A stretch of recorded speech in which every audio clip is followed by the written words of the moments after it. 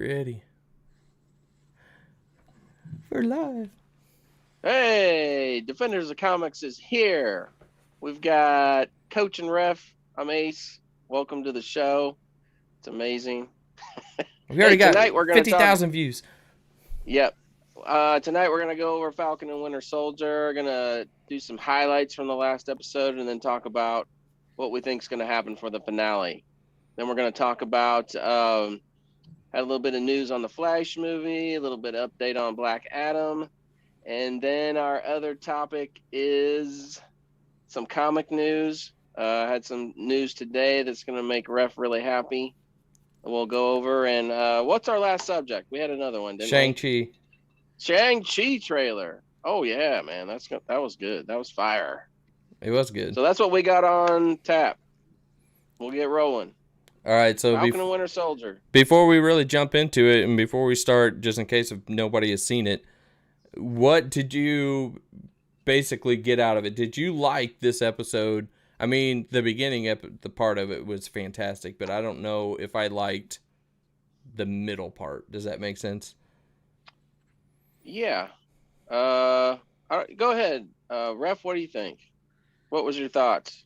I like that they didn't take the likability of John Walker away.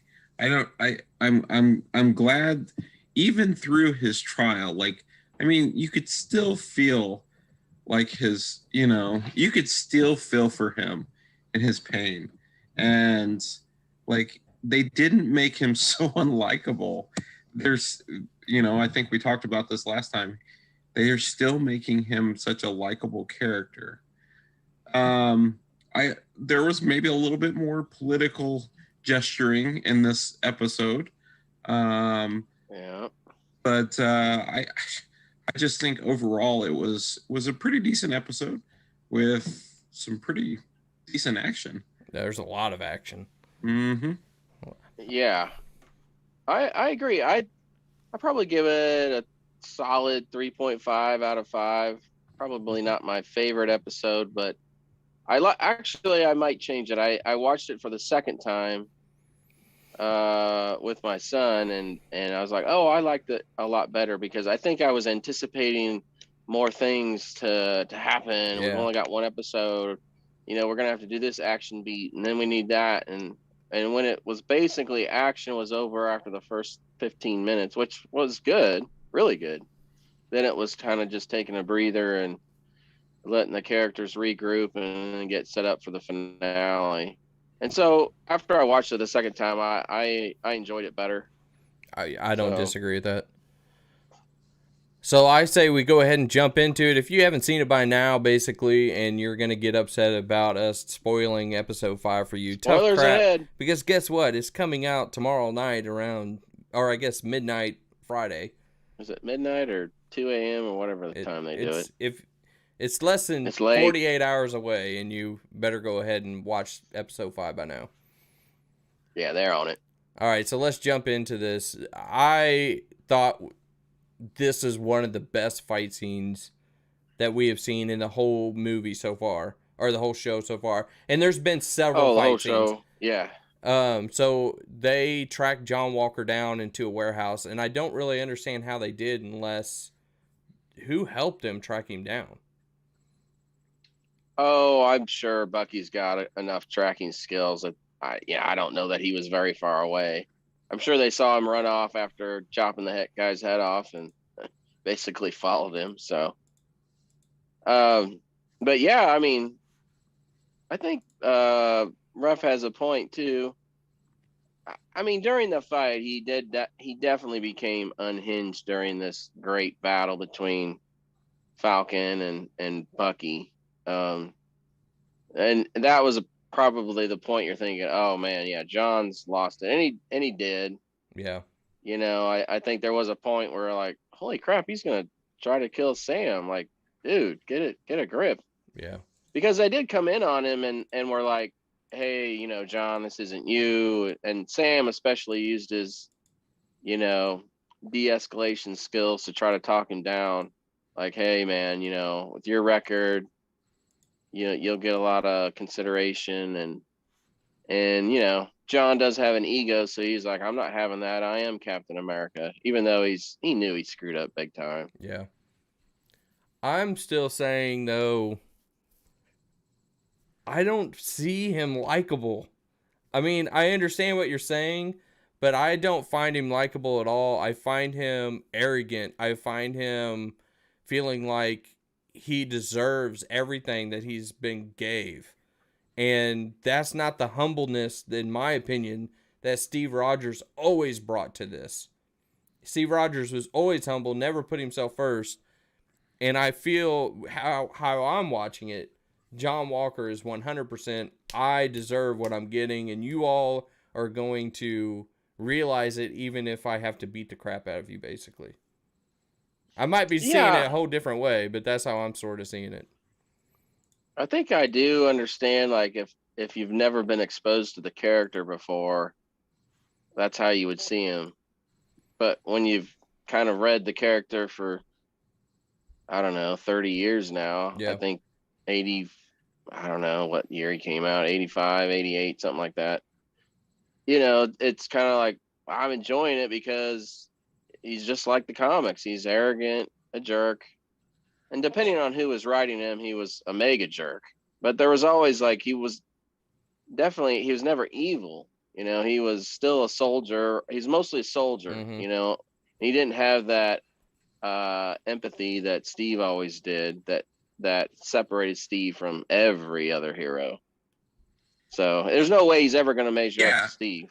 Well, and I think you both have a point there. I think if you compare him side by side with Steve, like he can't hold water to Steve's character. You know, he cannot hold water to, you know, that heroic.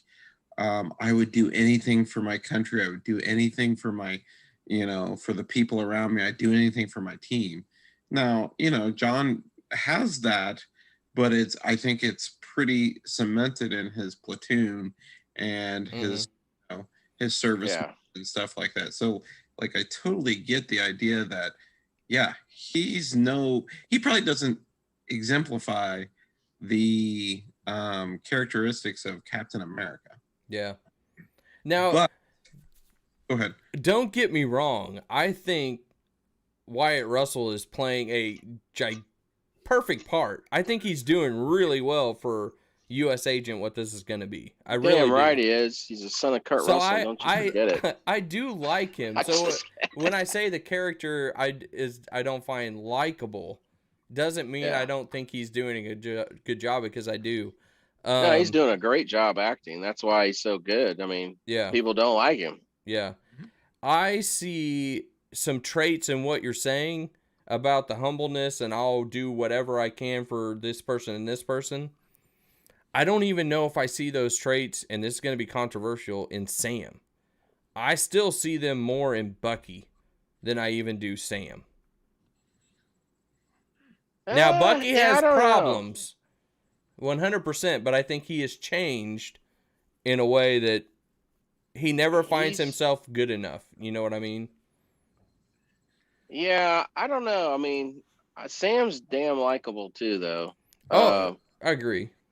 Yeah, I don't know. I mean, if most people are gonna watch a show, I'm not saying all people, but you are kind of drawn to Bucky. He's just flat out more charismatic, and you're intrigued by his story a little more than Sam. Mm-hmm. But Sam is super likable. Like, you know, like, man, I really like Sam. I like the actor too. Oh, he's awesome. You know, I loved who he has been since Winter Soldier. You're like, man, they really cast Falcon well. I couldn't imagine anyone else playing Sam. And I think they are trying to go, you know, they're still progressing to show you, well, Sam's a guy who doesn't go in fighting. Yeah. You know, he wants to talk. He's like, hey, man, you know, he did it with Carly, you know, and he even tried to do it with John. You know, the things that he tries to do for his sister and his family. And we'll get into later, his conversation with Isaiah. Yeah. Isaiah being the bitter, betrayed, feeling like America hates him. And Sam, like, I understand that. I'd probably feel the same way if what happened to him happened to me, but I worked with Steve Rogers. I was his best friend. Steve was amazing, and I believe in America still. That's why he's going to be the new Captain America, because I'm not going to go down that bitter road. I'm going to go the road of America's pretty great. So I think that's kind of what they're trying to do. Well, I think they're changing. They're doing a little bit of changing of the way they write his lines. I mean, I think yes, they're probably trying to portray like the grief that Sam has with not having Steve around and not being able to deal with that. But if you think back to all the movies that Sam has been in, he was fun, go lucky, happy, go lucky, very charismatic, very comical in some ways. And they took that out of this. I mean, have we seen the comical stuff since that interrogation scene or that therapy scene where they, it was kind of funny.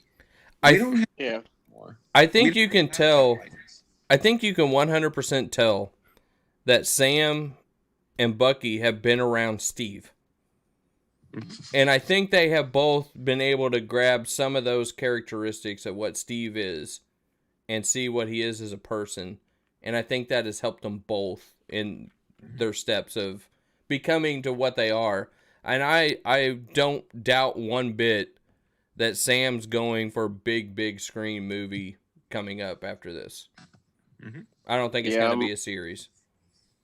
I can't imagine them just sticking Sam as Captain America in the shows only. So yeah, I'm still not sure where he's going to show up, or if there's going to be an actual Captain America 4. But yeah, somehow, some way, they gotta. His story's going to continue, obviously. Now, does it continue without Bucky? Yeah, that's completely up in the air. I mean, people are talking today like, yeah, we think Bucky's going to die. I'm like, shit, I hope not. Oh, no, he can't die. Yeah. I mean, there's no insider that I've seen is saying that, but people are just speculating. I think that it would be a complete waste if they do that. I want to hear from viewers if they're watching this later or watching this now. Out of all these 3 characters, which one are they relating to the most, and which one do they feel will be the bigger character later on, 3 years from now, 4 years from now? Yeah, I think, they're setting some things up, and we'll get to it, I guess. I don't know how soon it is, but setting some huge things up for John Walker. Mm-hmm. So I'm still iffy on exactly what it's going to look like, but I think we're getting an idea. Pretty good idea. A really good idea.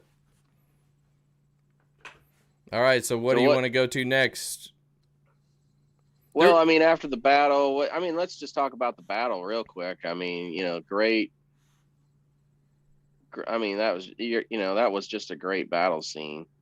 And so I don't know if you've got a picture of it, but after the battle, he, John rips his wings off, and so his suit's kind of destroyed, and I can't remember the guy's name. Help me out. He's in the comics. He's Sam's partner, a little bit, army guy. That ends up becoming the Falcon. Yeah, that was a huge. In the comic books, he's the second Falcon, and Sam says, "Hey," or is it Torres? Maybe. I think so. It's a native, or he's Hispanic, right? Yeah, in the comics he's Hispanic. I'm assuming he is in the show as well. But anyway, he's like, "Hey man, what about your suit?" He goes, "Keep it." So it's like, yeah, he's gonna totally repair this, and because he was very good at gadgets. He repaired everything for him early on in the show, if you remember. Yeah, so he's gonna end up fixing that. I'm pretty confident. I agree with that. I don't know if we'll see it I don't know if we'll see that happen actually this end of the episode, but I think in whatever happens with Sam after this, he'll be a part of it. It's not going to be Bucky being a part of it anymore. It's going to be this guy. I think it's going to be Sam and this guy. I think him and Bucky are always going to be friends as long as Bucky's alive, but Bucky's going to go do his own thing. I thought Marvel signed I still think the Sebastian. Thunderbolts. Yeah, I thought Marvel signed Sebastian Stan to a really long movie deal. I don't know. I thought it was like nine not episodes, but movies or whatever. Yeah, I don't know, but even if they had, I don't know when that took place, and if it did, what is that? How do you gauge a series? And like, it used to be like, I'll sign a 9-picture deal. Well, with a Disney Plus show, how does that factor into that? Is So that I don't 2 know. or 3 or what? Yeah, right. Who knows? All right, what's next? I just did what you said. I think the courtroom. Oh, the courtroom. John kind of loses it here too, doesn't he? A little bit. I tell you though, this is where I sympathized with him the most so far, was in the courtroom scene. Because I think what he said might have been the wrong way with how he said it, but it was dead on with what he said. Yeah. He expects so much. The United States expects so much from their soldiers, and they want them to do all these things that none of us would ever want to do. And Right. then when he goes after somebody that killed his partner, now they're upset because it was caught on film. Right. Yeah, I mean, you can see where he's coming from. Even though I think he has to know that guy wasn't the guy who actually killed Lamar, but he's just taking out his vengeance on the next person that was there. But his point is valid. Like, hey, I'm a weapon. You made me into a weapon, and you pointed the weapon. Now you got now you're mad that it went off. Yeah. So you loaded the weapon. You didn't just point it. You loaded it, everything, and now you're upset. I thought it was a really good scene. Another really good job by Mr. Russell. So, do you think they were making parallels to today's world in that type of scene? Ooh. Oh, how would they not be? It's true. Let's parallel everything. Well, I just, is it? No, your point's valid. I mean, yeah, probably true. Is it odd that that episode comes out the week before the Chauvin trial? So, yeah. I don't know how they would ever time that. I know. It's just ironic hell of to a me. Hell of a coincidence. Very ironic. Yeah, good point. I didn't even think about that until you just said that. Mm-hmm. Yeah. Hey, quick segue though is I feel it's a little odd that we saw. Finally we found out that this was his girlfriend. Mm. So she was in episode 1. I'm like, okay, I think they're definitely more than brother and sister. But what is this? And now here, she's definitely. I guess. I mean, they never identify who the hell she is or what. I guess she's his wife. She's his wife or what? I don't know. I mean, that's how it came off. You can't officially say that that's what it is, but yeah, it made it seem that way 100%. Yeah. Unless the person that we haven't got to yet just assumed. I don't know. This little firecracker over here. I just thought it was a little odd that she's even in the series. I mean, John's really never had a significant other. It just seems out of place. Like, why is this even a thing? Yeah. But anyway, I just thought that was weird. I think this next scene coming up that we're about to talk about is the biggest thing that we have been predicting. Honestly, I think we have, and I know other people have, but I think we have been predicting this next big thing since almost like episode 2. Yeah. So do you want to segue to that? Because I have the photo ready. Well, yeah. Well, I mean, there was the big talk. Oh, episode 5, there's going to be a huge cameo. And it's going to be someone everyone knows, and it's going to be a character that hasn't appeared in the MCU yet. I'm like, yeah, whatever. We got burned with WandaVision with all their teases and promises and the whole can't wait to see who the astrophysicist is or whatever that person was supposed to be. So, so we were cautiously, optimistic, or I had no expectations. I figured pretty low.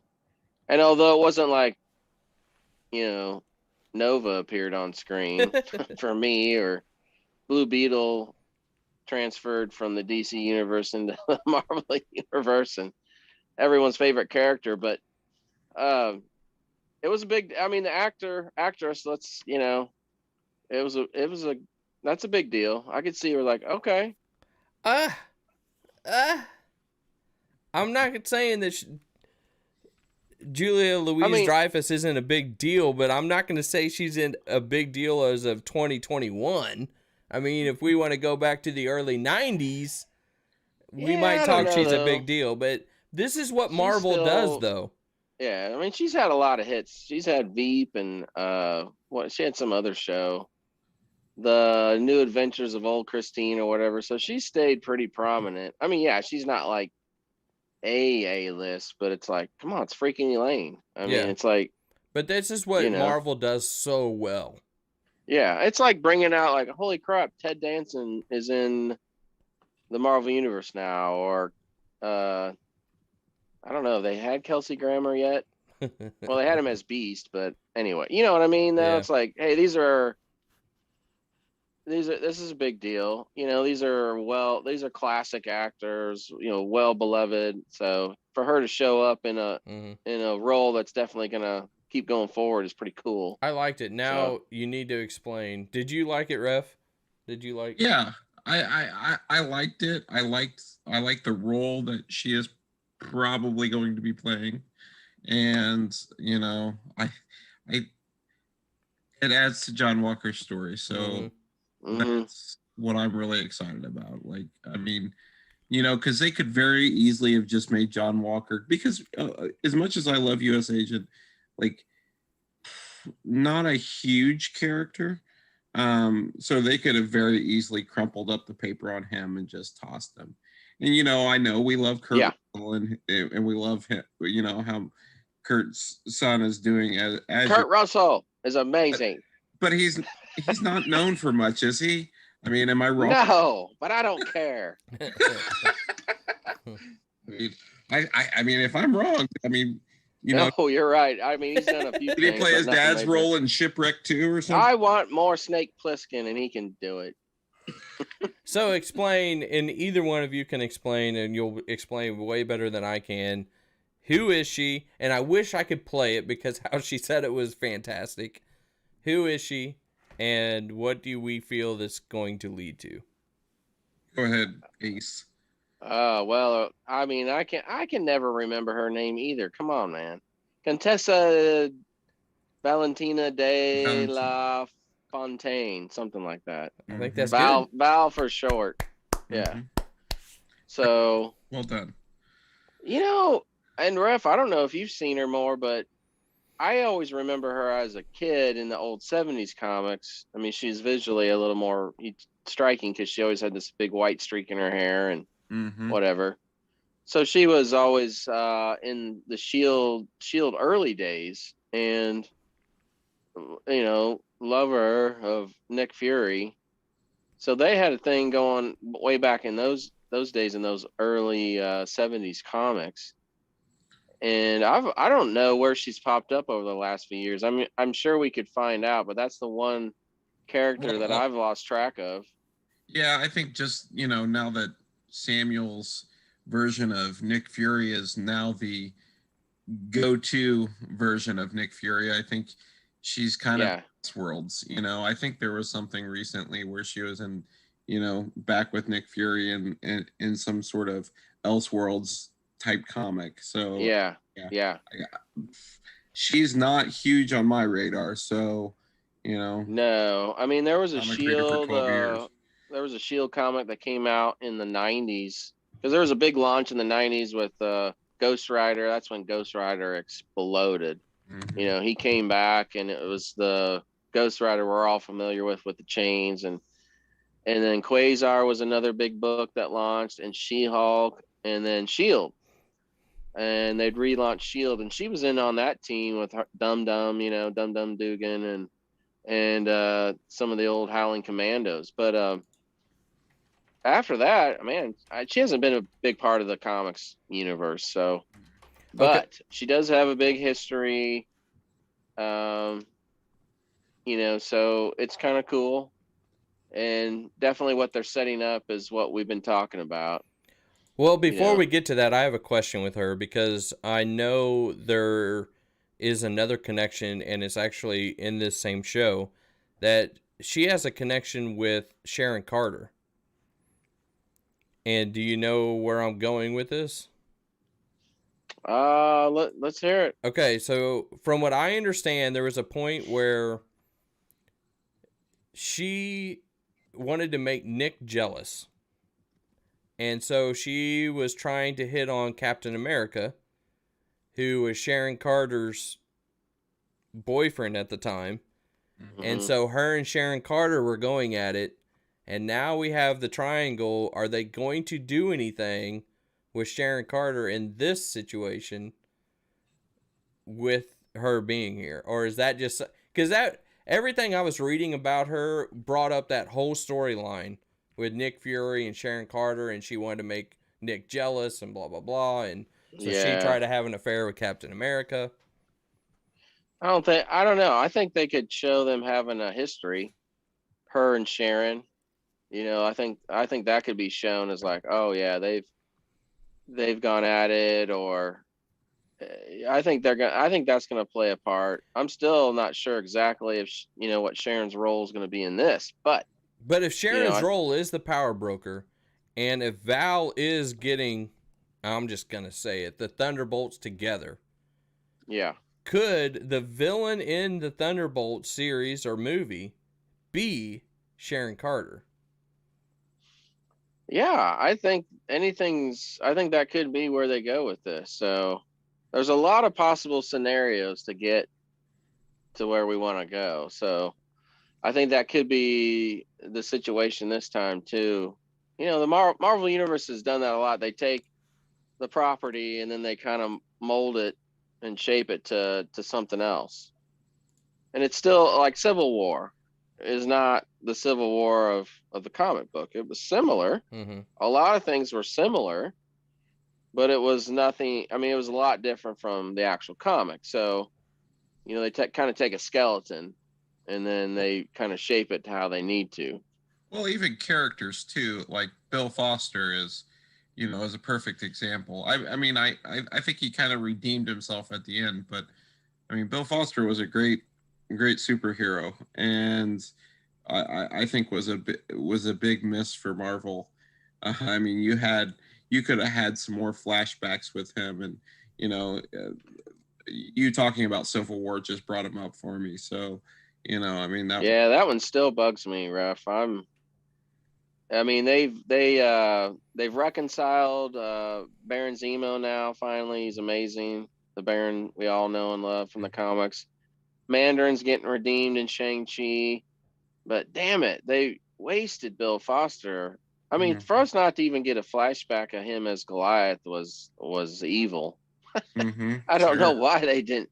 You're wasting freaking Lawrence Fishburne. I mean, gosh, I hope they have him back in some capacity in Ant-Man 3. I haven't heard though that he's coming back, but that's a shame, man. That's just an utter shame. But anyway, that was a little segue. How much did you like when Val told John Walker that I'm going to tell you something that's going to be the best thing that ever happened in your life, or something will be the best decision you have ever made in your life? And then she goes, well, it's second to this firecracker right here by us, but and then she said, and the thing is when I call you, you will answer. Yeah, so I got to believe we're going to have some kind of follow-up with this, obviously, this week in the final episode. Doesn't that make it feel a little bit like what Nick Fury would do? Well, it's kind of reminiscent of the first after credit scene with Tony and Nick Fury about, hey, the Avengers Initiative. Like, oh my gosh, everyone got excited then, But I still remember watching that, We want Iron Man, but not Tony Stark. Well, I mean, I'm talking in the first Iron Man, like the very first one, when he's like, "Who are you and why are you in my house?" And he's like, "You just became a part of a bigger world." And then he said Avengers Initiative, and everyone got excited. So felt felt kind of like that. So Mm-hmm. she's doing the Nick Fury thing and building something. So and now he's going to be a part of it. I'm for it, like 100%. Oh yeah. And I think it's going to be a huge, huge deal. I have you brought up something before I find a picture here. You brought up something about Baron Zemo. I am actually very disappointed in what we are getting from Baron Zemo in this. And the reason I'm disappointed is if you remember all the photos and all the posters and stuff, what was the one thing Baron Zemo had in all of them? Yeah, I know. We've only got one like 10-second scene with his mask on. Yeah, I mean, I'm a big stickler about comic costumes. Like, don't go half-ass. If you're gonna have them on screen, put them in Yeah. their costume or tweak it if you need to. But dude, They got don't the put them in coat it. right. I'm okay with the coat and Yeah, the yeah, fur. But at the same time, yeah. Baron Zemo I feel like is sort of just saying, okay, guys, I know y'all wanted the mask. Here's the mask real quick. We are actually going to put it through publicity posters and stuff longer than it will actually be in any Well, of the TV series that we're going to put on here. well, that's how they do it. I mean, I've seen too many toys, too many posters, too much promo material where you're like, oh man, this is how they're gonna do it, and then in the movie, you may not even see it like that. But I thought the amount of attention they paid to him actually having the mask, and him grabbing it in the first episode or whatever episode he came on, It was 3, right? 3, and it Yeah. seemed like it was going to be significant. Like he was grabbing it, and this meant something. Mm-hmm. Now, maybe they'll explain that in the last episode, and we'll eat crow here. But it Or, feels like it was just a one-off. Like, hey guys, we put him in the mask for a little bit. or it's going to be something bigger, hopefully, with the Thunderbolts. And now we're going to segue on why we're connecting Baron Zemo and with Thunderbolts besides, obviously, how it is in the comics. But Bucky meets up with Baron Zemo. And, of course, he holds him at gunpoint somewhat. Baron knows he can't do anything. And explain what happens. Well, Ref, what do you think's gonna? I mean, you can talk about what happened here in this scene if you remember, but then what do you think? What do we think's gonna happen with Zemo? Is this the last we see of him until his next appearance in the Marvel Universe? Or are we gonna get something with him last episode? I think we're gonna have to get a little bit more from. I don't know. It could go. To me, it could go either way, and I would be okay with either way, as long as there's something. I mean, Feige doesn't think short term in any way. Like there's reason he did this for this. So, oh, I don't. I don't see where he has any use left in this show. I say that very, very guarded because of my excitement for him and what he has to do with the Marvel Universe going forth. But yeah, I think it's probably for a in the future TV show or movie. Yeah. Yeah, I mean this scene, so the Dora Milaje come and Io or however you say her name, took Zemo and what's that? Michonne, right? No, this isn't Michonne. That's Okoye. This is Oh a different. yes. Yeah. But anyway, she Bucky made good on the promise that he's gonna go back to jail and Dora Milaje are gonna take him but I agree with you. It felt like, okay, this is the end of Zemo's part in this story. I think there could be a teaser Yeah, that's what's for the gonna last happen. episode. I was like, oh hey, remember Zemo? Here's kind of what we're gonna plant a seed for him next. But Yep. I don't see him breaking out and coming back into the last battle. Well, Whatever. I don't think where that's they're gonna happen. taking him, he's not gonna break out. No, I think we get a scene. I almost predict we get a scene of him getting sit down in front of Val and saying, Yep. hey, we've got plans for you. Yep. And unless you want to rot in here the rest of your life, you're gonna do what we tell you. Now, who is the person that runs the raft? Well, yeah, I mean, William Hurt is not getting any younger. That's General Thunderbolt Ross. So, I mean, the guy's got big. He plays a crucial part in a lot of storylines here. And I'm like, oh my gosh, William Hurt's like getting kind of older. So do you see? Hope he makes it. Do you see a possibility then of the raft, and we're gonna have a situation where Val? I agree. I think Val is gonna meet up with Baron Zemo, but I also think gonna meet up with Thunderbolt Ross, and they're all gonna be there, and the discussion's gonna start about what the Thunderbolts. It's just gotta happen. I hope so.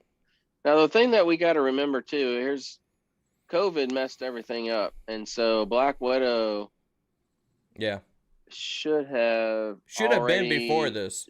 Should have been before this, maybe. Yeah, yeah, it should have been. Yeah, for sure, it should have been. So, I mean, there's big rumors at the end of the Black Widow. There's going to be a lot of Thunderbolts references, whether it's Taskmaster, whether it's Yelena, the new Black Widow. And so it's like, are they going to shift something that was going to be at the end of Falcon and to the end of Black Widow to make everything kind of flow better? I don't know. But I think either way, because we know Thunderbolt Ross is in Black Widow. And we know that. We've seen the trailer.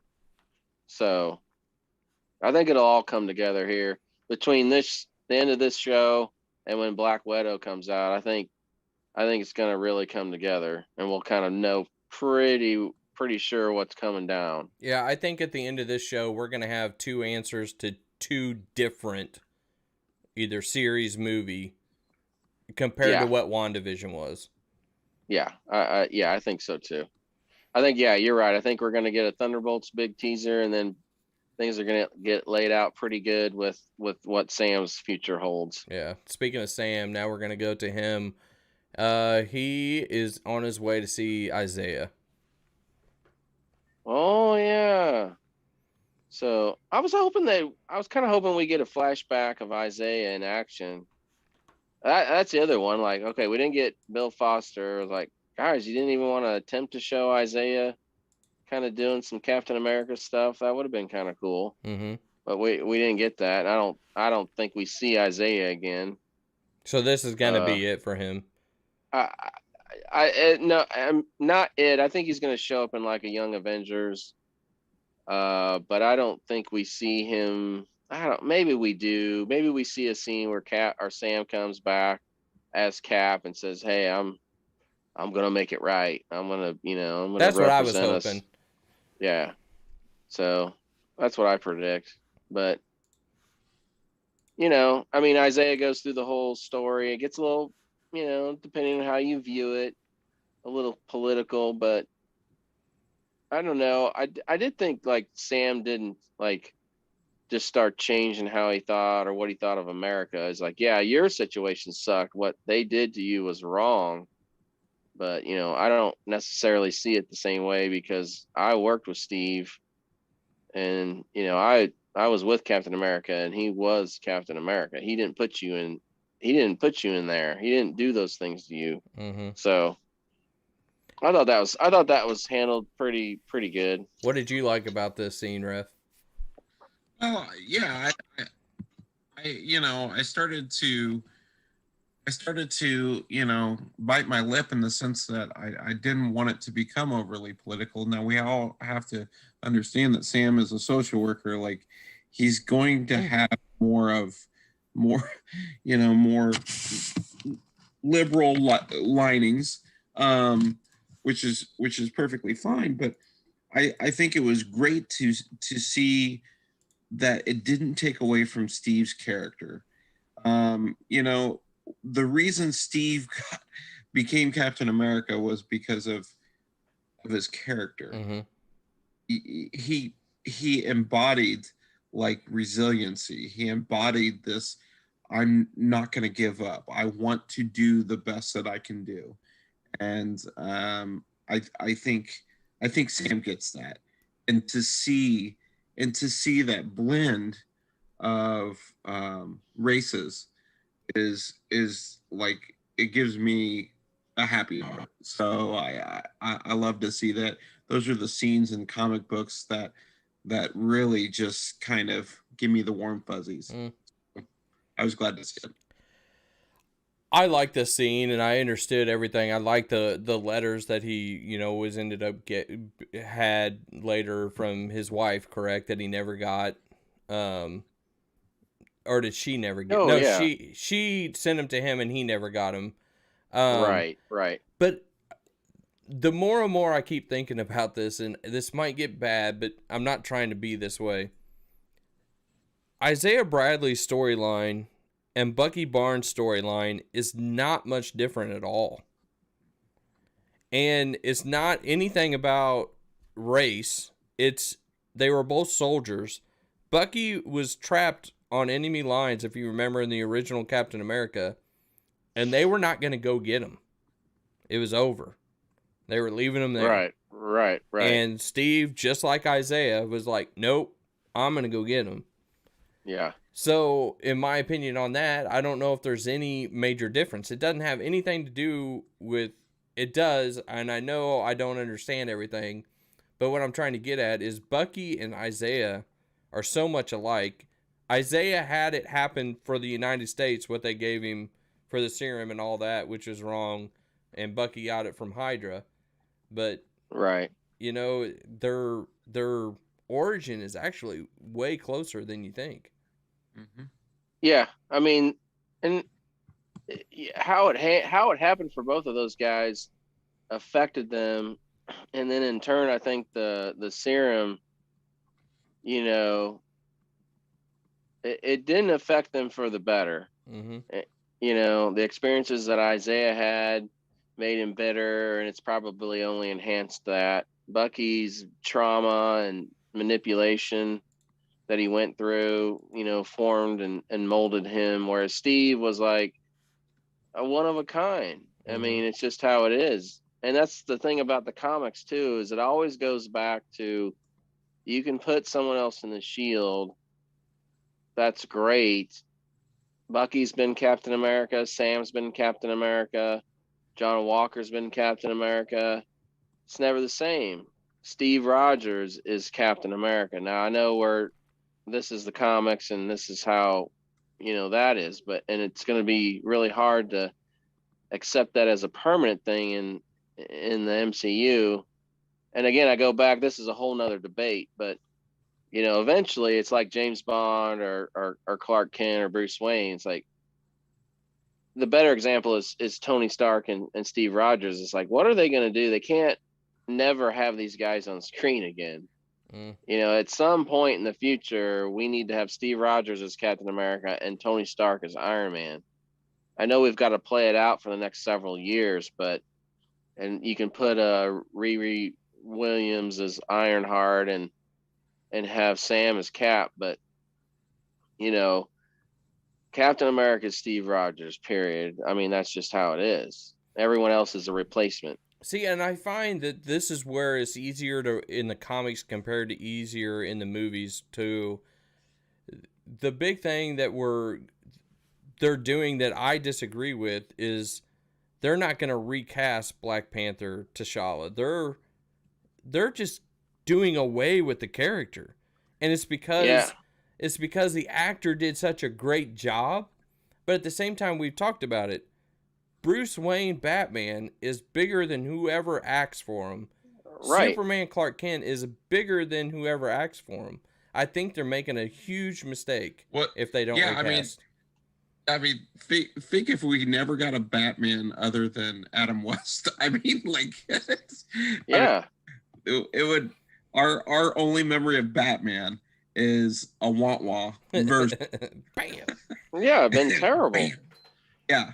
So, or if it stopped after Michael Keaton's, Yeah. 2 movies, like that Right. It's like, can you imagine that? I mean, granted, most people would probably say Sean Connery's the best James Bond, Mhm. but how much would that have sucked if we haven't had Yeah. a James Bond movie since Sean Connery? Yeah. I mean, I grew up on Roger Moore as James Bond. I mean, I like other ones better, but those were all. I had a lot of fun with those movies, and Pierce Brosnan, and of course Daniel Craig now, and oh gosh, what's his name? My mind went blank. The chief from Doom Patrol. Uh, Gosh darn it. Anyway, point What is, what is Marvel's biggest concern by putting a new actor in T'Challa's character? well, here's a problem. I'm sure they ran into. You've got $1 billion franchise, Yeah. and you're just getting started, and your star dies. I mean, this is a little bit its own thing. Most everyone else that was recast is because they didn't want to do it anymore. All right. No one passed away during the middle or the height of the role, but so I'm sure they don't want to be insensitive, but I know there's actually, and this is started by it's not by some white guy. It's a black fan who's a huge fan of T'Challa and has organized a petition to say, hey, recast him. He's too important of a character to kill off or to never use again.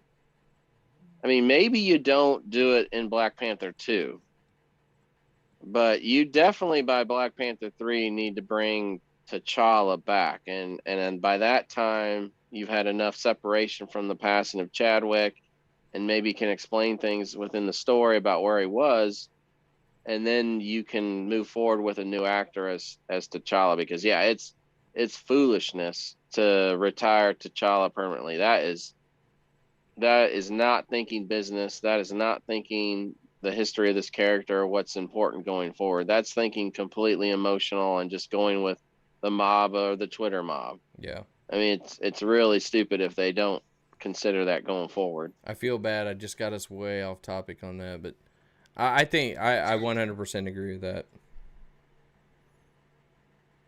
So we'll see, but it's a hell of a situation to be in though, going forward with Captain America and Iron Man when these guys are so tied to those characters and no one can see anyone else replace them.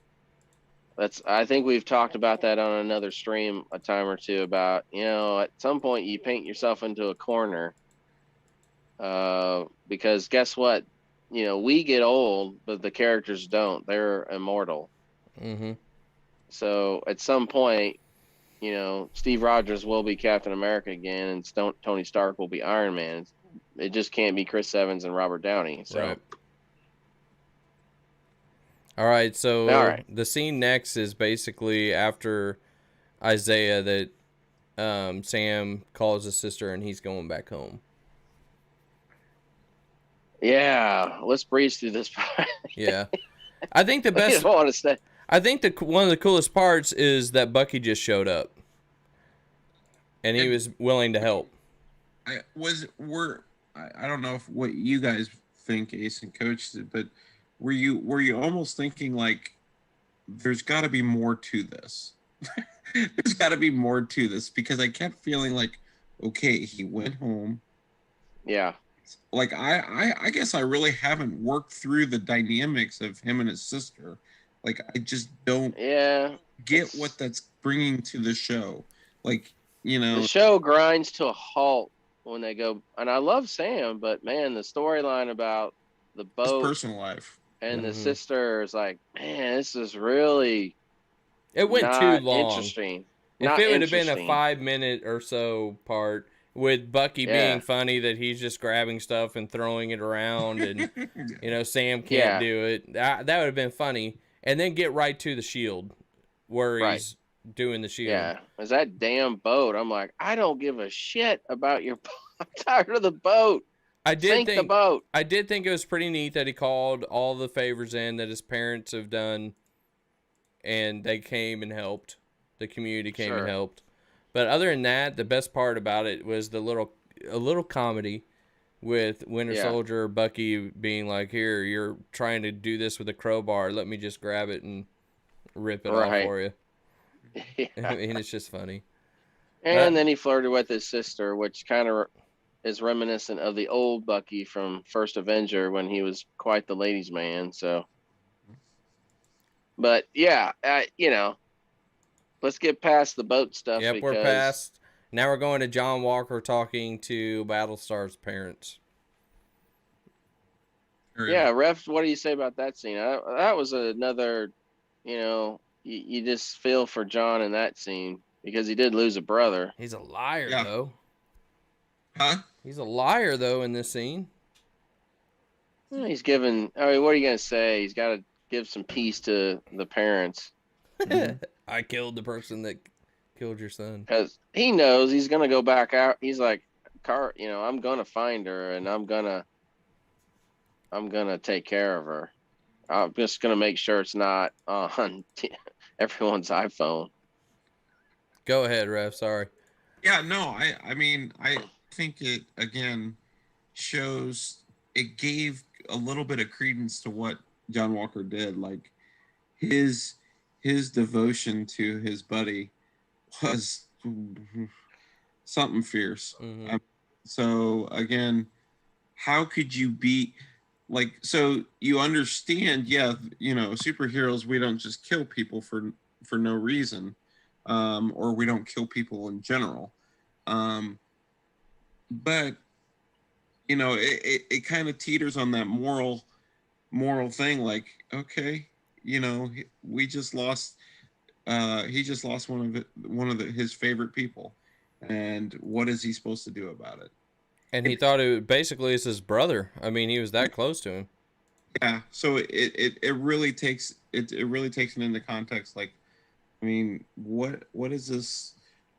What should he have done? Like, and it almost makes you feel like, okay, John's not really made to be a superhero. He's not really made to be a superhero. If you want to use him as some sort of weapon, great. That's probably a good use for him. So. I think that's a great point. Yeah, he's not made. He's not a superhero. He's a soldier. He's a soldier. He's the Punisher in some ways. Yeah. I did like where the parent was telling him that how proud, I'm going to say Battlestar because I can never remember his first name, but how proud that he was of John for becoming Captain America, that he was, like, it was a big, proud moment that you would be of your own kid, or, something like that. It was a pretty cool scene that she said that to him. Yeah, it was just an overall really good scene. Mm-hmm.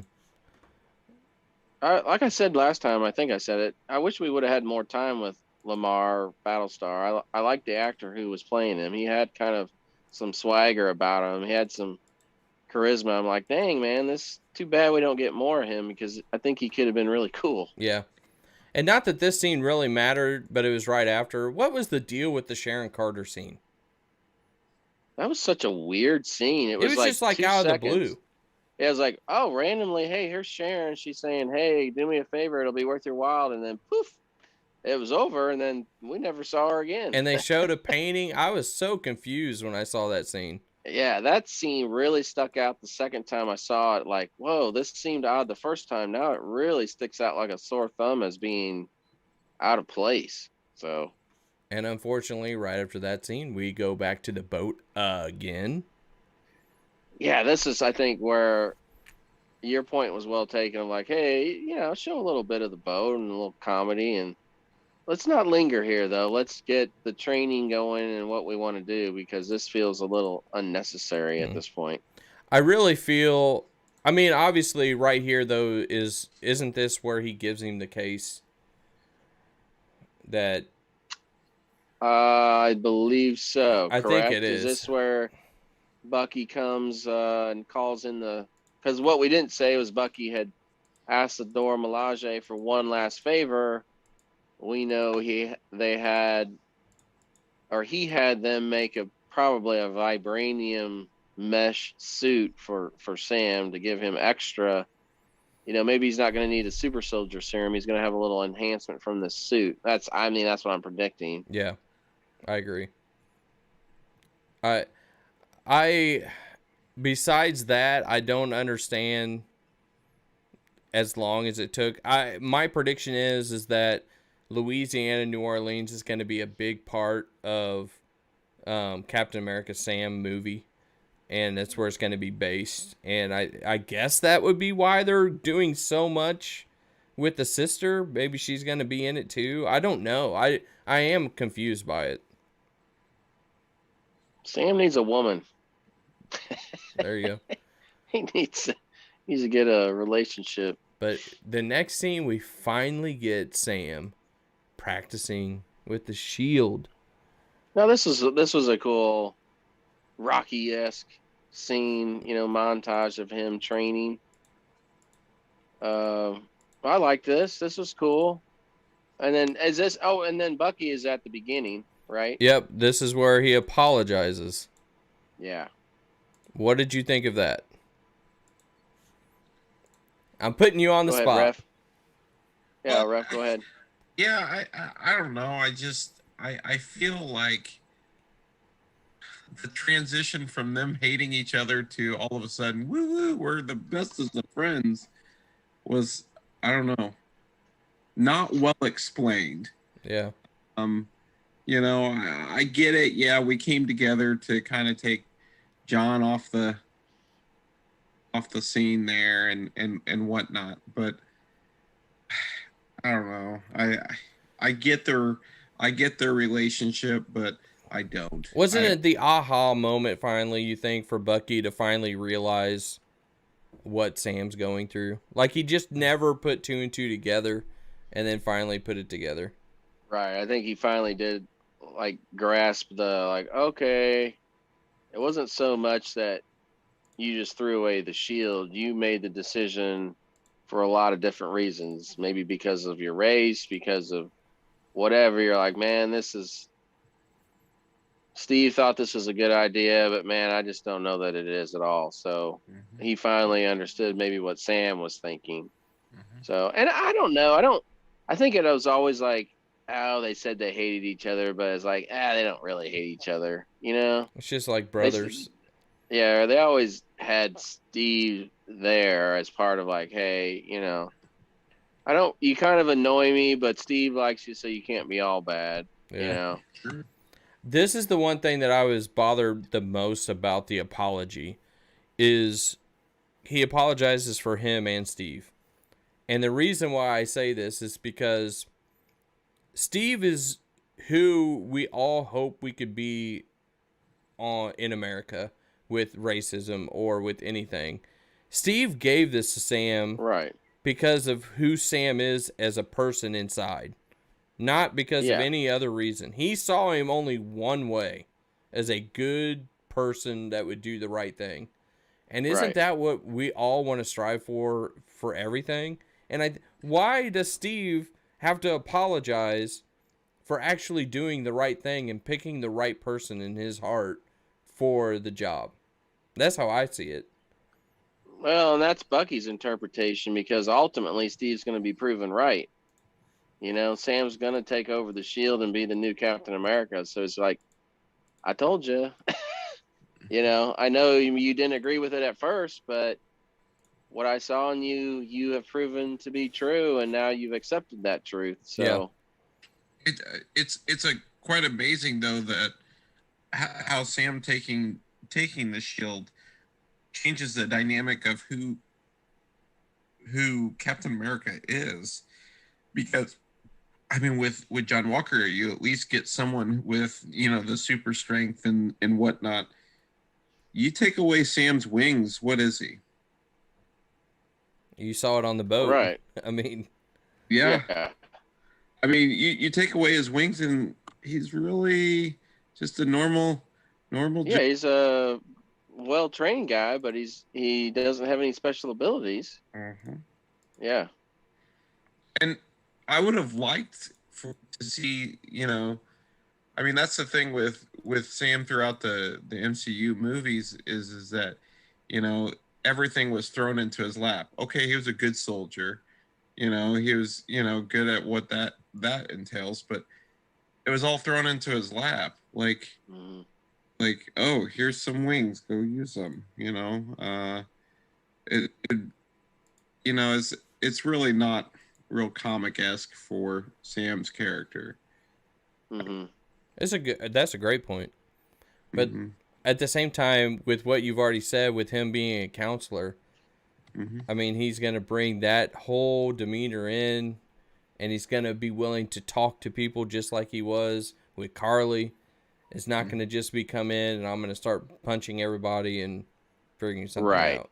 Yeah. I mean, that's the key difference. So, And and I'm sure, you know, Sam and Steve spent a lot of time together on the run for 2 years after Civil War. And, you know, I'm sure Steve got to know him. I mean, they were already really good friends, but, you know, you're basically living together on the run. Yeah. So you're going to be well, pretty close. yeah, I mean, and you think about it, I think this is kind of the underlying message of this whole show is that we don't need the super soldier in John Walker. We need the leader of Sam. Yeah. I think that's what they're definitely going to say is like, you don't, super soldier isn't what made Steve Captain America. Yeah, it gave him the abilities, but he was Captain America. He was always Captain America. Mm-hmm. He just didn't have the tools to do it until he got the serum. Or Sam doesn't have the tools until he gets the vibranium suit and the shield. So, Sure. Okay, so at the all end, right. we're here with Carly, and I want to go over this real quick because I don't really understand who is the dude that was the former UFC fighter. Who is this Patrick. character supposed to be That's in this? I know who it is, but I'm saying who's the character supposed to be?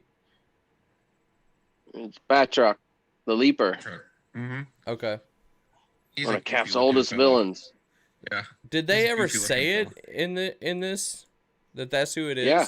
Oh, I guess I missed Yeah, it. they did. Yeah. Well, I mean, Batroc is, yeah, that's what it's French. But do you remember he was in Winter Soldier? Yeah. He Yeah. was the one that had, yeah, okay. So, yeah, that's him, Batroc the Leaper.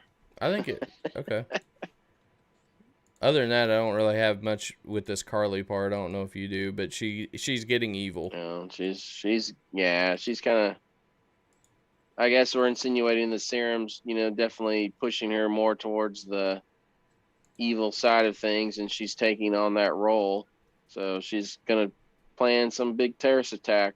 So it's happening in New York City. Okay, so I saw, and I'm gonna throw out a name because I like TikTok. I'll admit, but I saw Soup say this, and I sort of understand what he's saying. Is if this is happening in New York City, he said one of the biggest problems I have with any kind of comic situation is why is Doctor Strange not getting involved, and why is Spider-Man not getting involved? Right. If it's this big of an event. Right. Yeah. I mean, if there's going to be a big throwdown in New York City, I mean, it always happens in the comics. You know, you've got like 90% of the superheroes are in New York City, and they all have their own adventures, and they don't always get involved with each other. But you know, when you do have something major, it'd be like, hey, all hands on deck. You know, sound the alarms. We're gonna go take care of things. So. And then finally, at the very end, we're thinking we might finally get to see what's in the box. You know, Brad Pitt situation in Seven. But we don't. He just freaking opens it, and we don't even get to see anything. I really thought we'd see the suit folded up and be like, oh, can't wait till next week. Yeah. But we didn't. When did, I can't remember. Wasn't it the last episode that Wanda finally became Scarlet Witch? Yeah. So this is going to be the theme for all of these series. Well, I hope not for Moon Knight. Oh, man, if that takes that long. A lot sooner than that. If that takes that long, that would be horrible. That'd be super lame. Or She-Hulk. That would be bad, too. Yeah. I don't have much more on this. I don't know. We finally had a cutscene. Yeah, we got the scene with John building his trash can shield. That was crazy. That was a little weird. I know. I thought it was gonna look a lot cooler than that. It's like, wow, that's It literally looked John. like That's something not we gonna could do hold. back there. I was like, that is not gonna make it when you go up against the real shield. So,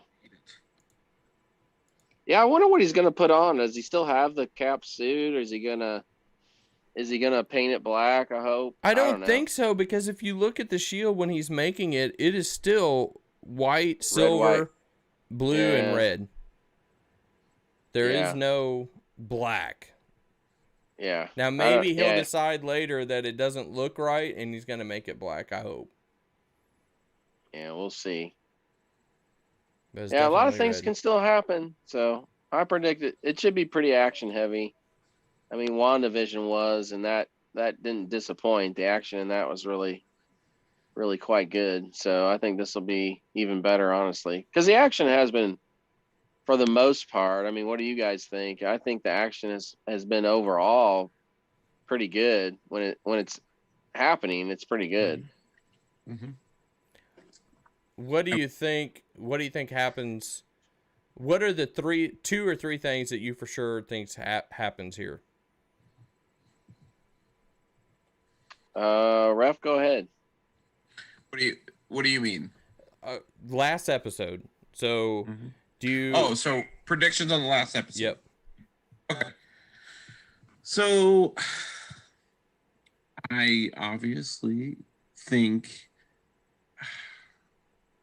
I mean, Marvel's given me no hope for making any healthy predictions. Like, I mean, they've every time I think like, oh, I mean, like even the Thunderbolt stuff. Like, I'm like, it's gonna happen. It's gonna happen. It's gonna happen.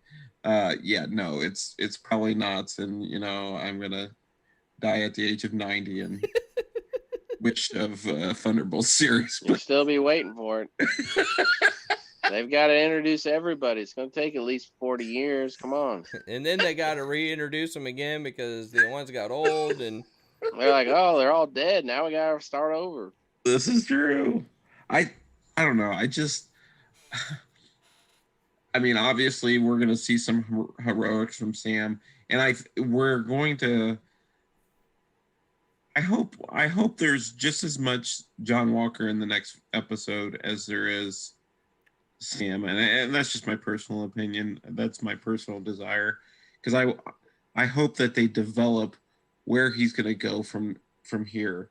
What is he going to turn into? Because yeah, we're getting this person who's like, I didn't do anything wrong. Yeah, I did what I felt like I needed to do. So right. Where's his morality going to go? That's what really interests me. And what role is he going to play with, taking down the other super soldiers, Ace. Yeah. What do I want to see? Yep. Is that what we? Yeah. Yeah, I definitely want to see. Oh man, I definitely want to see. What are you drinking? That's manure, isn't it? Coors Light. I like Coors. Oh, Lord. They did not do well in the taste test. Anyway, I definitely want to see John Walker's story move forward. I think he's obviously going to be a big part of the final battle. And if we don't see that, that'll be really disappointing. But, I guess I want to see clear. I want to know clearly where Sam's going, where John's going, and I better not see Bucky die. That'll be super lame. So, I don't know why you would, but I don't know. I will say that Marvel, I usually underestimate what they do, and I'm like, holy crap, they just did that, or they just introduced that person, and holy crap, it was better than I expected. Or I way overdo it, like we did with WandaVision, where you're like, oh my gosh, none of this happened. So we'll see. Hopefully it's satisfying. I do agree with you all about the John Walker thing. He needs to be in it gigantically. I mean, both him and Falcon are going to be going after the same villain, But the problem is, is just like in WandaVision, it was really just Scarlet Witch against Agatha at the end. It wasn't. Yeah. No one else was really in it. Even Vision and them did a little bit, but nothing major like they did. So I do worry that John Walker is sort of going to be not much. Do you know what I mean? I think he's going to be the villain. I think it's going to be Carly. They're all going to be after Carly and then the other super soldiers. So there's going to be plenty to fight and do. But then it's going to be a battle of convincing John not to kill her. And then are they teaming up to fight John and Carly? So I kind of see it going that direction, but we'll find out. I really hope, and I don't understand why, because I think Bucky fits right into the Thunderbolts. That I hope they don't kill him. If they kill Sebastian Stan off, I'm confused. The only way that maybe he does is if there actually is something going on big with Luke Skywalker, and maybe he'll have to. If that happens, I'll go kill him myself. We need him as Luke Skywalker. He would be amazing. If that happened, it'd be worth it. But other than that, no, not worth it. I think that's going to be it for me. I mean, well, just last thing. Do you think that there's going to be? What are the chances of there going to be like warm and fuzzies between Sam and John Walker at the end? 0. I predict. Here's what I predict.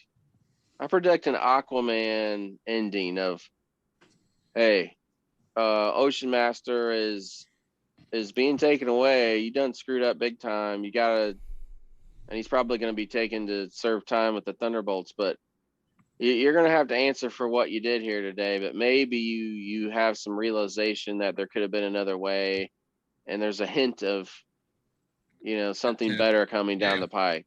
Yeah. So that's kind of what I'm predicting happens. I don't think be they're the counselor moment for Sam. Yeah. So we'll see. But all right, that's it for Winter Soldier. All right, which one? What do you want to move to next? Let's talk about Shang-Chi. Shang-Chi. All right. And all I have up is the Pope movie poster, the new one that they just came out with, by the way. Well, let's talk about what did you guys think? I haven't really even talked to you guys about the trailer. So I personally don't know much at all about Shang-Chi, but the trailer looked phenomenal. I was impressed. I was like, ooh, I'm excited. Can I mute myself and watch it? Have you not seen it yet? No. What? Fired. Where's this new Defenders of Comic guy with us, and now he hasn't even watched the freaking trailer of one of the biggest movies coming out this summer? Fired. You're fired. Hey, out. We can take a vote. You're fired. You're off the island. Yeah. You've been voted out. You did not get a rose. Oh gosh. All right, Josh, it's all you then, because you know more about it. I was very happy with one person in it, and I think you're going to be happy with that person too. So go ahead and. One person? Well, I mean, like a big person in the MCU that was really crapped on in the one movie. That he was in. Yeah, we finally got the real Mandarin. So, yeah. Now this trailer starts out with, we get a little flashback of Shang-Chi and a voiceover of his dad saying, "Hey, I gave you 10 years and it's time for you to come back to the fold."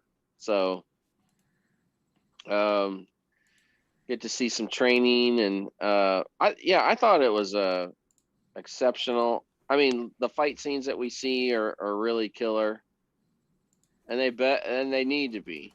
I mean, we're combining Asian cinema with the master of kung fu. That's Shang-Chi's.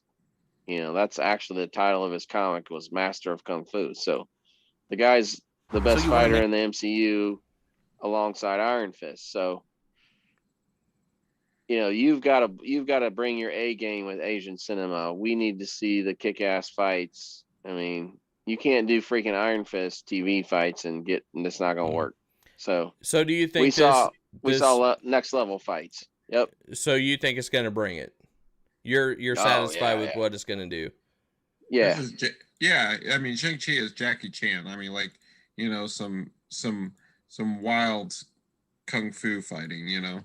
Yeah, this is Jet Li. Of course, Bruce Lee's always in the mix. Donnie Yen.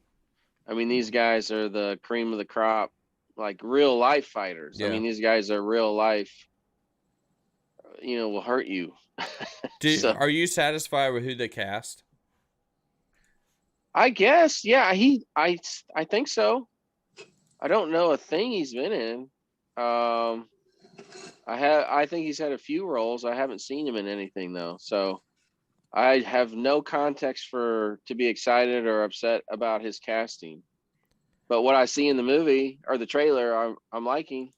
So I'll say this: I did that one TikTok to basically put out all the movies that are coming up in the next year plus, and I was voting right away for Spider-Man and Black Widow. I mean, I think those were my obvious ones because I know something about them.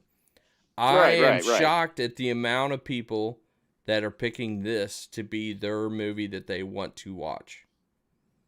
And Eternals. Yeah.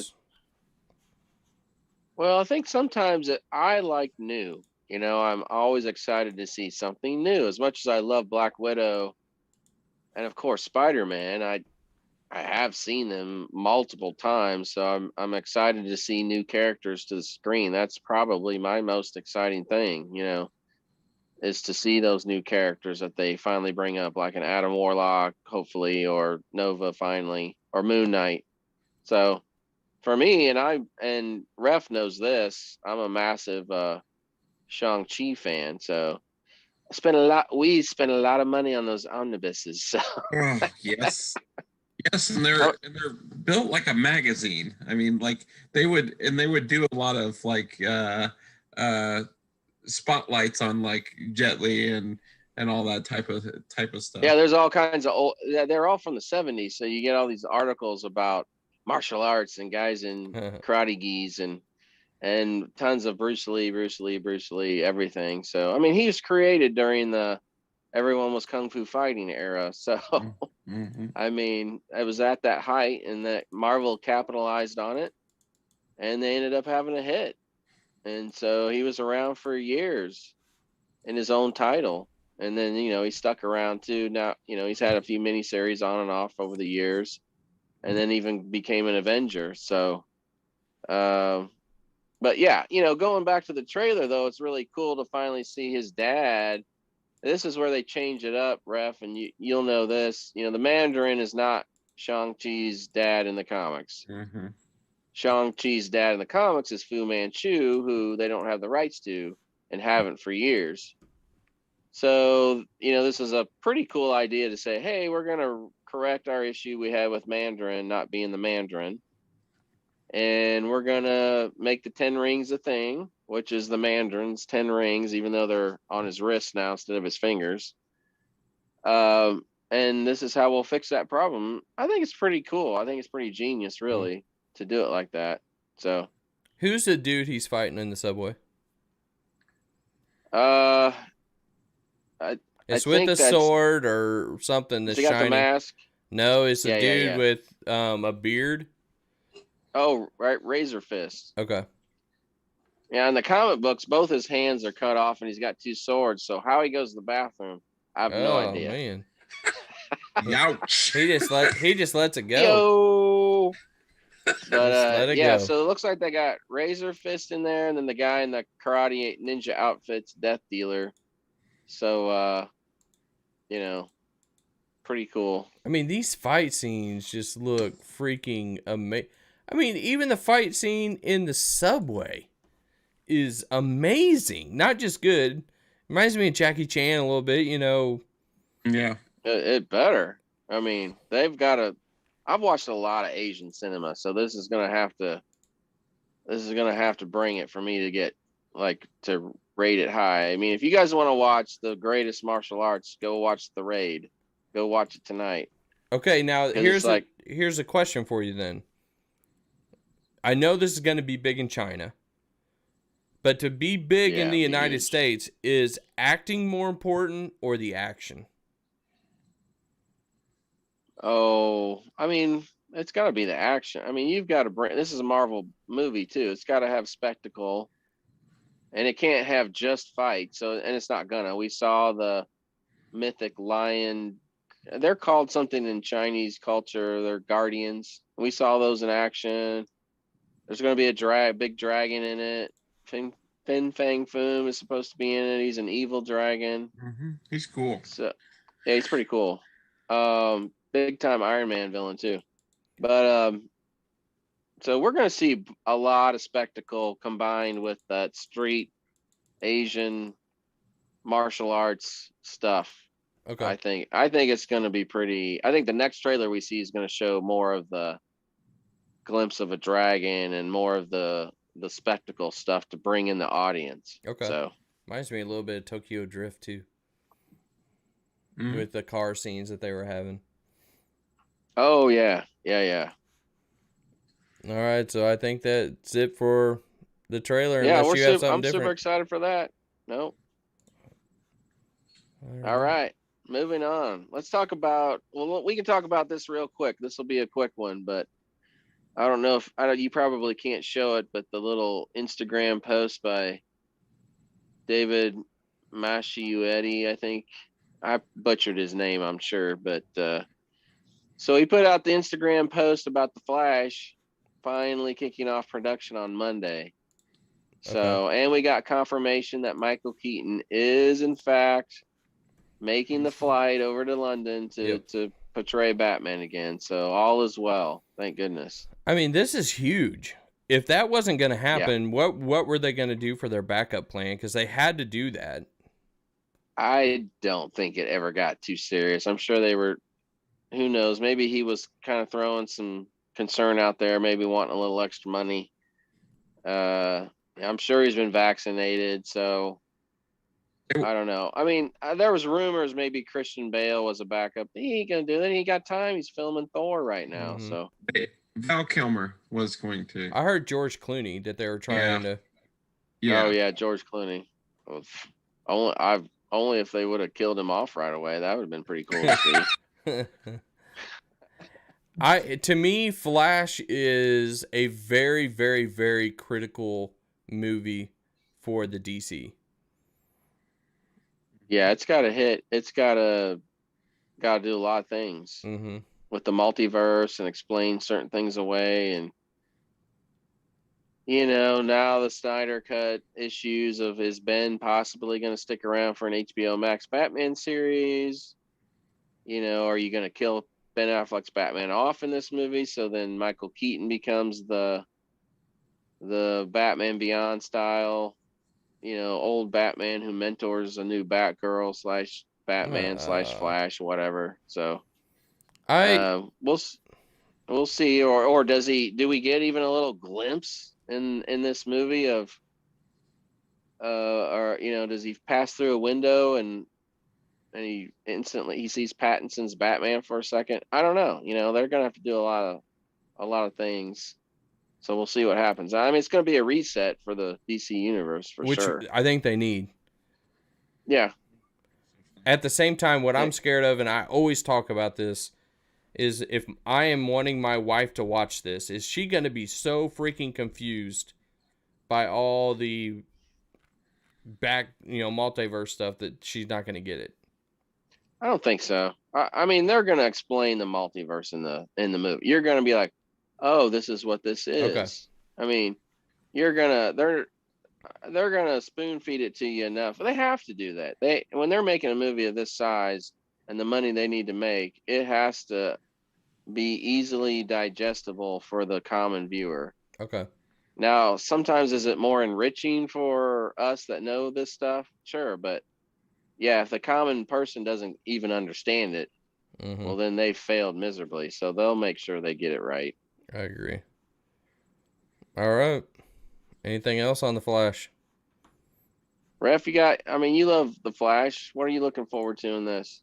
Oh yeah, I mean, there's not much they can do to really tick me off with concern to the Flash. I am I am so ready to see the Flash Rogues Gallery. Everybody talks about the Batman's Rogues Gallery.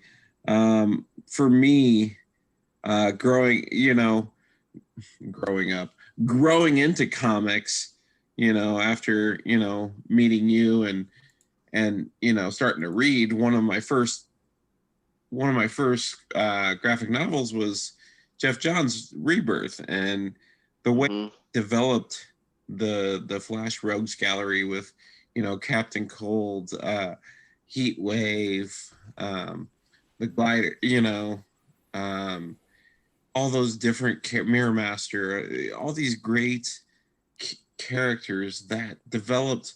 Here's the difference between the Flash Rogue Gallery and Batman's Rogues Gallery. Is Flash Rogues Gallery, they come together.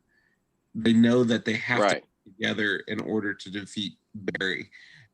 Instead of Batman's, they're all kind of in it for themselves. Yeah. They're pretty loyal to each other. They don't stab each other in the back like most villains would do. Sure. Yeah, it'll be cool to see. Of course, we don't know who the villain is. If I've heard rumors there's not a major villain, it's just this multiverse madness that they have to navigate. So, but what are you guys'? I don't know. That's just a rumor. Don't very sketchy one at best. So, but what are you guys? Lastly, about Flash though, what are your guys' thoughts of Ezra Miller as the Flash, and what are your thoughts after having watched the Snyder Cut? How do you guys feel about him now? Okay, so a guy that doesn't know as much about Flash as you two, Ezra Miller in the first Justice League, I hated him. I thought it was just a comedic disappointment. Because the guy, I mean, I know enough about Flash that he is a brilliant-minded person. And he was like as dumb as a rock in the first Justice League. Snyder Cut, they did him right. And I was completely went 180 on what I felt about him. And I want to give him a chance now. You know what I mean? Yeah. I was, I was pretty upset when they casted Ezra as Flash. I just didn't feel like it didn't. It felt off. Yeah. It just didn't seem right. And with the original Justice League, I mean, he didn't do a damn thing in that movie. It was terrible. No. He landed on Wonder Woman. Yeah, pretty much it. And beat Superman in a race at the end. I don't know, but he definitely could. But that's beyond I just think I think I'm more refreshed after seeing Snyder's cut. I'm happy I did. He was a 180 for me as well. Yeah. I mean, he actually did things and he was successful, and heck, he kind of saved the day. So way, way, way better. Now, I still say after 7, are we on season 7, I think, of The Flash? Yeah.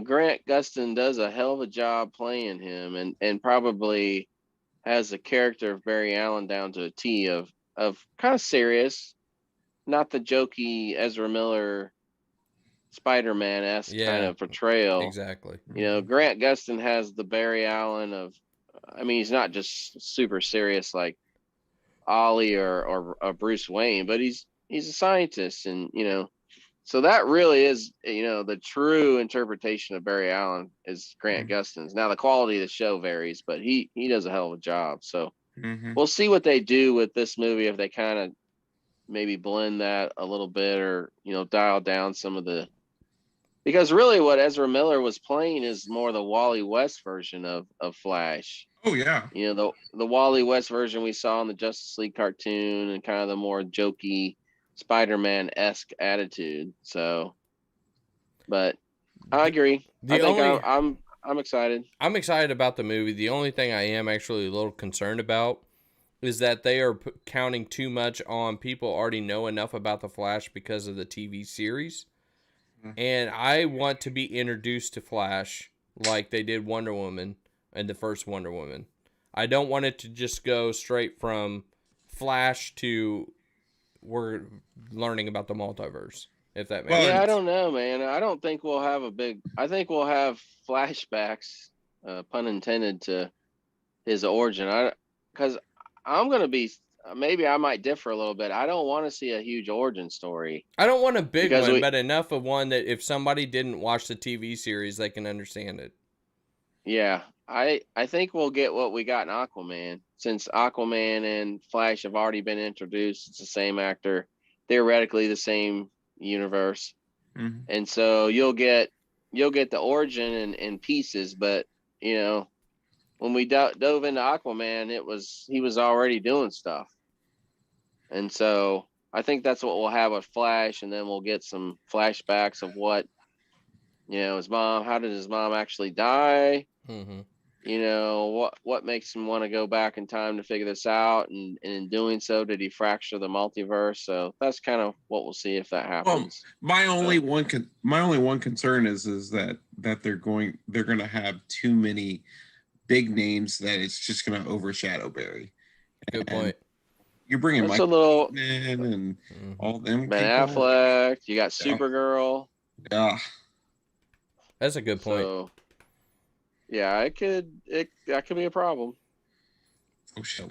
But other than that, then we got Black Adam. There's not much to say on that other than it officially started filming too. So hopefully we get some stills or costume reveals soon. Yeah, that'd be cool. And let's go straight to the new thing that you want to talk about, and it goes to comics, which is what we are. And I'm going to go for the first one, and it's the new Superman. Oh yeah. Well, we got a new Superman title today. They're canceling Superman, and they're relaunching it as Superman. Was it Last Son of Kal-El? Son of Kal-El. Yeah. So there we go. So explain why you're worried about this. Explain if you're excited at all about the comic.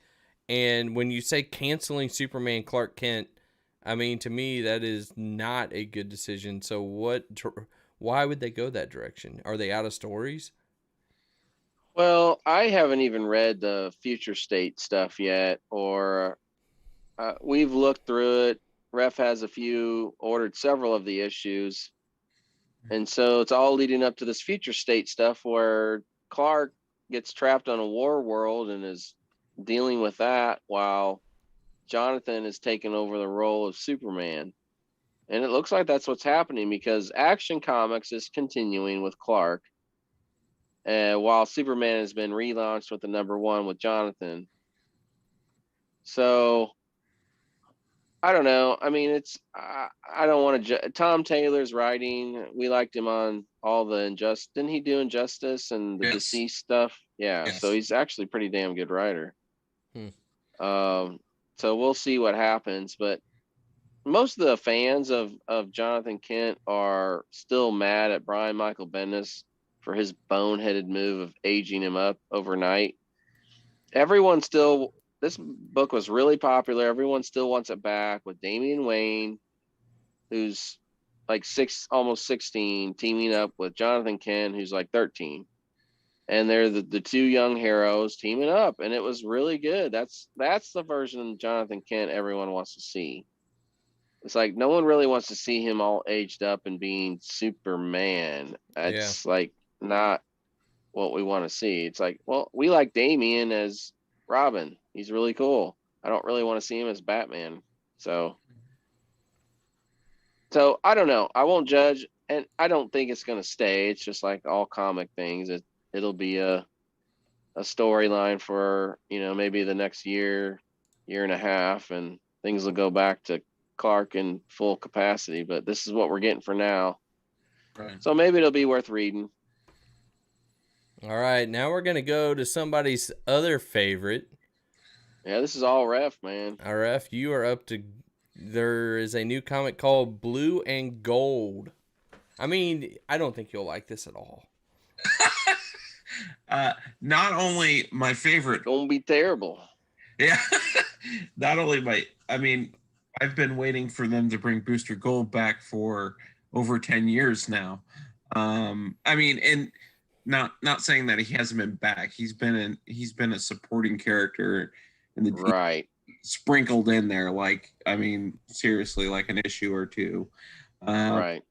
But I mean, you're bringing Booster Gold back and in his own title with not only Blue Beetle, but Ted Cord Blue Beetle. I mean, like, Yeah. I can't believe they're doing it. yeah, these are two of your. I mean, when I think of having a really really good friend, I think of the relationship between Booster and Blue Beetle, because it's not like the companionship between Batman and Superman. It's more of, hey buddy, like, I really like hanging out with you.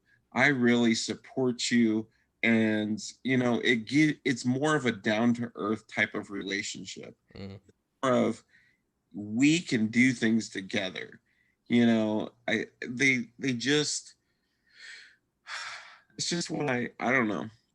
Booster Gold is my favorite, obviously, for many different reasons. But one of my reasons is Booster Gold is what we all try to inspire to be. You can make a mistake, you can flub up, and you can come out pretty decent, even though he has tried for how many years to be on the Justice League, part of the starting roster of Justice League, but he always gets laughed at, even though a lot of times in the background of the stories, he's really kicking ass.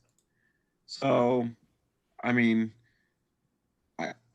I There's a don't. really good Justice League Unlimited episode with Booster Gold that epitomizes his character. Mhm. It's worth watching if anyone wants to see, like, man, that's Booster. He's gets no credit, but he's actually saving the day behind the scenes. So, And there was that really big event 52 where I'm not going to spoil it for anybody, but he plays a huge role. And again, you just don't know how big a role he plays until the end. Wow. yeah, So he's a great character. he just really is. He really is, because he's comedic, and he's kind of boastful and cocky, but he's so damn likable. And I don't know. Dan Jurgens is who's going to write this new title, and he's the one that wrote. He's the one that created. Yeah, he created him. Back in the year of my birth, 1985. So, I mean, for those who don't know, my dog's That's a year when Slippery When Wet came out, by the way. That's why. Josh and I were already playing with all these toys and Yeah, jamming out to Motley Crue and Bon Jovi. Wow, I just got really felt old, even worse. It's true. It's true. Well, my my affinity for Booster Gold goes pretty deep. My dog's name is Booster, and he's a golden doodle, so you can get the connection there. And I don't see it. I don't get it. I know that's pretty lame, but I don't understand. Can you explain that one more time, please? yeah, it's Booster Golden Doodle. Still didn't get it. All right. You still didn't get that now. I don't understand. I don't. Yeah. I'm not a smart man.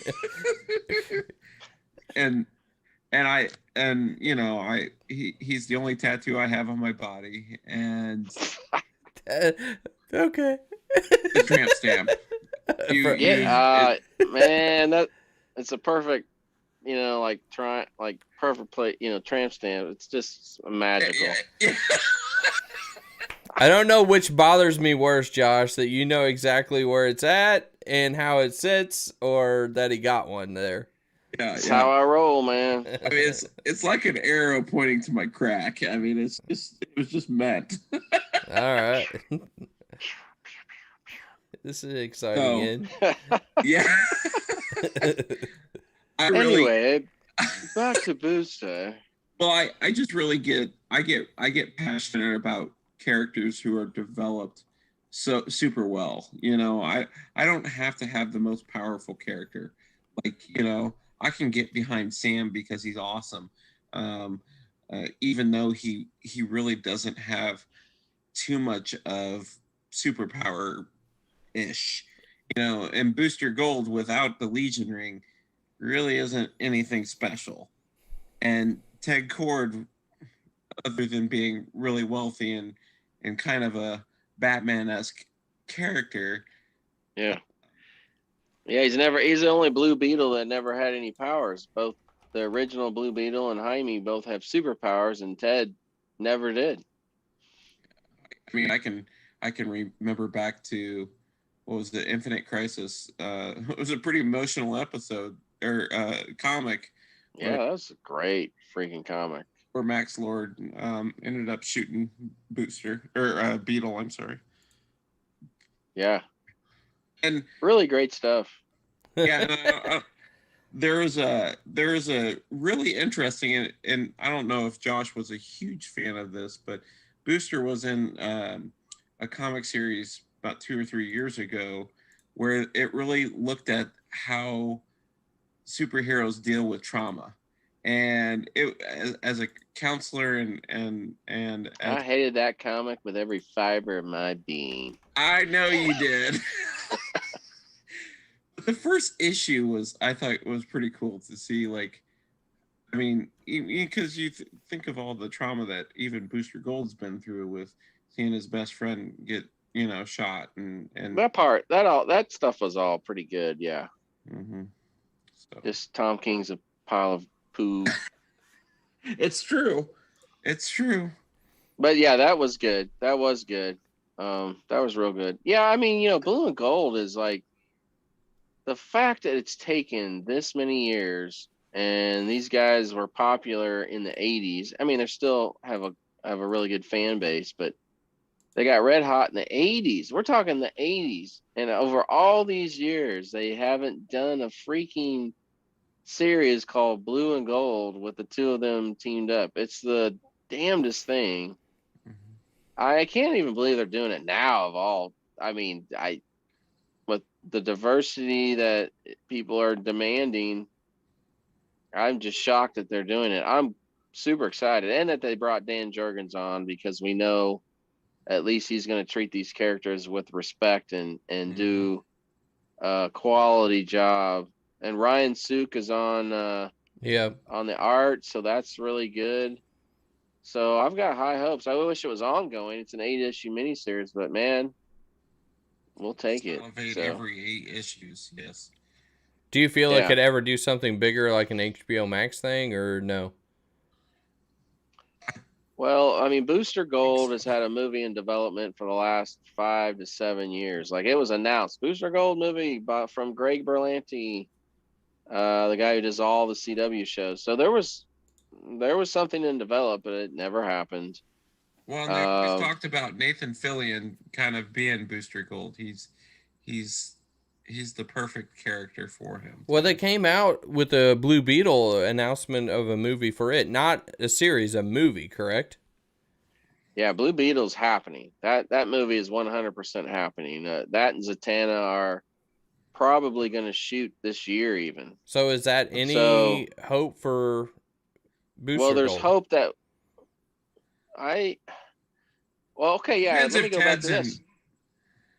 Yeah, I mean, I don't know if Ted is going to play a part in the Jaime Reyes movie. I don't know if he's going to end up being a mentor like, Hank Pym was to Scott Lang and Ant-Man, or what. But I guess we'll see. With Booster Gold, there was the movie, and there was also a sci-fi show that was going to happen. So he's had two things that just haven't happened. So it's just really dumb that we don't have Booster Gold yet. And I'm hoping this does push him. The fact that they're putting these guys in a comic now, with DC mostly only doing comics if they're going to be in some kind of other media, is a good sign. Pretty excited. So That's good. So fingers crossed, and hell has officially frozen over. All right. I don't know about you all, but I don't have a whole lot left. I think that'll do it, man, for this week. Boom. Okay. We'll talk next week about the finale of Falcon and maybe go into Invincible a little bit. So it'll be winding down too, and we'll see some more blood and guts. That sounds good to me. Love it. All right. All right, everybody. Love it. See ya.